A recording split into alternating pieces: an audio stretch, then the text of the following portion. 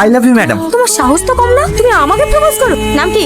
Tony Mondal, sub inspector, Sahebnagar থানা। Salary 37,500। ঘুষ টুস খাও নাকি? না না ম্যাডাম, কিন্তু বিশ্বাস করুন ম্যাডাম, আপনাকে আমি অনেক ভালোবাসি। এই স্যালারিতে আপনাকে আমি অনেক খুশি রাখবো। অনেক হয়েছে, আর নাটক করতে হবে না। কোথায় যাওয়া হবে? আরে তুমি বলে তুমি ভুলে গেছো, আজকে তো তোমার ফ্ল্যাট দেখতে যাওয়ার কথা। ও, দেখো আমি কত বোকা। আমি নিজে বলে আমি নিজেই ভুলে গেছি। চলো। রিক্সা দরকার না, রিক্সা চালাতে পারিস না, রিক্সা নিয়ে আসছিস কেন? দরকার না দরকার তো যাওয়ার। 10 টাকা ভাড়া দিচ্ছেন কেন? 50 টাকা ভাড়া। 5 মিনিটের রাস্তা 15 মিনিটে নিয়ে এসে আবার 50 টাকা। ওনাকে মারছিস কেন? এই যত অত্যাচার শুধু গরিবের প্রতি না, আজকের পর থেকে যদি এরকম অত্যাচার আর কারোর সঙ্গে করেছি, সালা এমন কেসে ঢুকিয়ে দেবো না, তার জীবনে বউছের মুখ দেখতে। 500 টাকা ফেলে এখান থেকে যা। আপনার শরীরের অবস্থা তো ভালো না, আপনি এই অবস্থা রিক্সা নিয়ে এসছেন কেন? কি করবো বাবু, তো চালাতে হবে।